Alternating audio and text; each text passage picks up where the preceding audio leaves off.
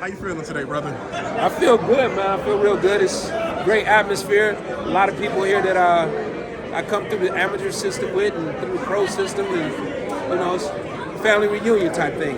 Well, that's what I was gonna say. A lot of the big names on the card, you kind of grew up with these guys, like kind of saw them go through the amateur process and things like that. Which fight would you say you're the most excited for on Saturday night, man? Tank.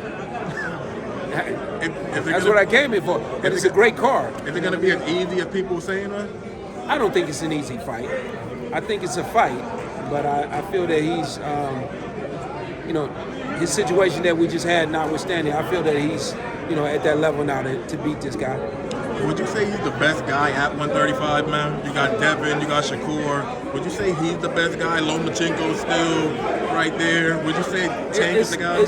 There's going to be some debates there, and they have to be settled in the ring. But I think he can knock all those guys out. But if you had to, I guess, say the number one guy, would you say it's Tank, though, or do you think it's somebody else? I think if he knocks them all out, he is. Fair enough. Kenny, do you see those fights happening, or is the politics and the business of boxing? You just never know when you're talking about boxing. You never know exactly what's going on, and they don't want us to know, right? And if I knew, I wouldn't tell you. And a lot of times I do know, and I can't tell you because that's business. That's the part of the business that has to be worked out. And if the information gets out, then it hurts the negotiation. So hopefully, we get through this Saturday night and we get a fight with Tank and Ryan, and that'll be the start of it.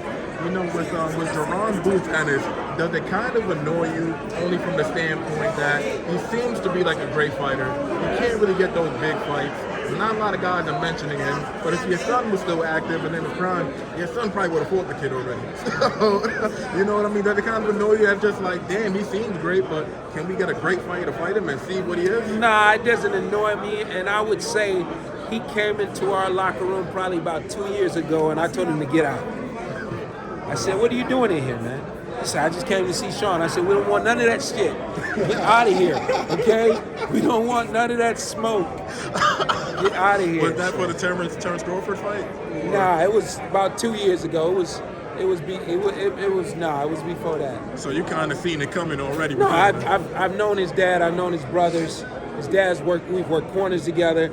His brothers were great fighters. Dad's a great trainer. The combination, the trifecta of Farah, Bozy, and Pooh together, and I see in Boots all of them. It's amazing. It really is. Are you completely sold though? I know you've known his whole family. I'm pretty sure you've seen him train a lot and spar a lot, but you haven't seen him on the big stage against maybe like a Keith Thurman or Ugas or whatever. So is it hard for you to be completely sold on, is he that next guy? I'm right sold, there? but I still want to see it. You know what I mean? I'm sold, but I still want to see it. It's like if you buy a new car, you know what I mean, and it looks good in the showroom, and you get it, and you drive it home, nice and easy, but you still want to put it on the highway. Facts. So I get it home, it's nice, but this weekend we getting on the highway with this thing and see what it really can do. So no, I'm definitely sold, but yeah, I want to see him put his foot on the gas pedal. When you view as high risk, low reward, how do you get the fights? You call them out, try to embarrass them, you wait your turn, side with somebody that's has influence. Like, how do you get those goals? Being with somebody that has influence, being with someone who has relationships, being with someone who has successful business puts you in a position to be successful. Calling people out, getting up in their face, or going to the Instagram or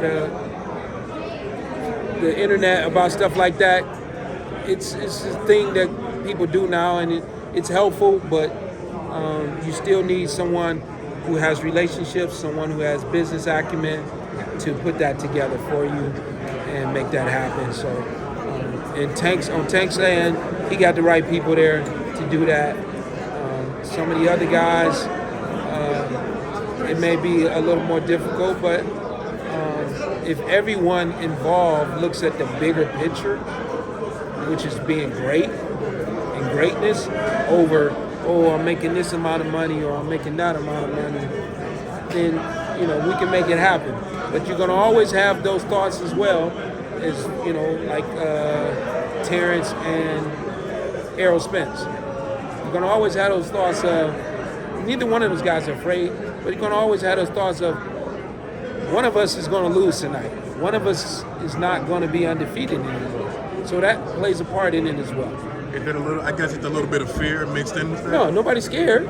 It's not that. I meant scared to I'm lose just your simply own. saying that's something that's in their mind. It has to be. Gotcha. It's different when you're fighting a guy that had a loss. Right? I don't have a loss. You don't have a loss. We both looking at each other, trying to figure out what's going to happen. They want to get as much money as they can on the table and look forward to their future beyond that fight.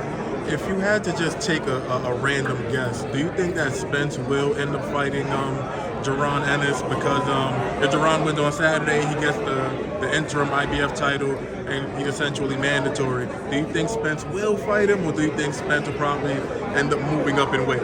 Just a guess. No, not going to fight him. I'm dropping the mic right there.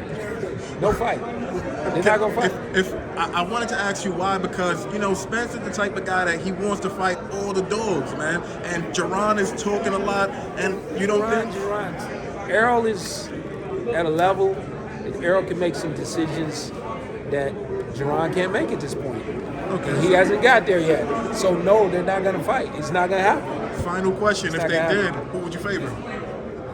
I'm going to favor the big dog. All right, brother. Thank you.